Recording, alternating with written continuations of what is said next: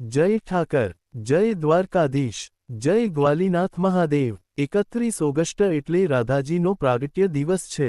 રાધાષ્ટમી તો સમસ્ત હિન્દુ ગોપ ગ્વાલ ભરવાડ સમાજને શુભકામનાઓ। અને હા, ભરવાડ સમાજની ઉત્પત્તિ એટલે કે એના વિશે આવા રાધાષ્ટમી જેવા પવિત્ર દિવસ છે તો થોડી વાત કરીએ કે ગર્ગસંહિતામાં ઉલ્લેખ છે। શાસ્ત્ર સહિત કે ગૌલોકમાં ભગવાન કૃષ્ણનો પરિપૂર્ણતમ સ્વરૂપ છે। એના અંગમાંથી ગોપગ્વાલ ઉત્પન્ન કર્યા અને મહાશક્તિ રાધાજી જેના અંગમાંથી ગોપગણા એટલે કે ભરવાડ સ્ત્રીની ઉત્પત્તિ થઈ।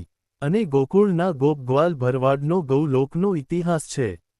અને ગોકુળમાં કેવી રીતે ગૌલોકમાંથી આવ્યા એ પણ ઉલ્લેખ ગર્ગસંહિતામાં મળી જશે। અને ગોકુળથી ગુજરાત આવ્યા ગોપગ્વાલ એ તો ચોખ્ખું જ છે, જેના નામ એટલે કે ગોકુળના ગોપગ્વાલ પરથી ભગવાન કૃષ્ણએ ગ્વાલીનાથ મહાદેવ શિવલિંગની સ્થાપના કરી।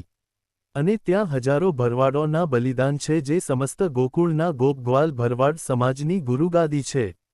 તો ફરી એકવાર સમસ્ત ભરવાડ સમાજને રાધાષ્ટમીની શુભકામના। એક થઈ રહેજો, સમાજ સાથે હળી મળીને રહેજો, એમાં આપણો બાપ ઠાકર રાજી રહે છે। જય ઠાકર, જય ગ્વાલીનાથ મહાદેવ, જય ગોપાલ, જય ગોપાલ।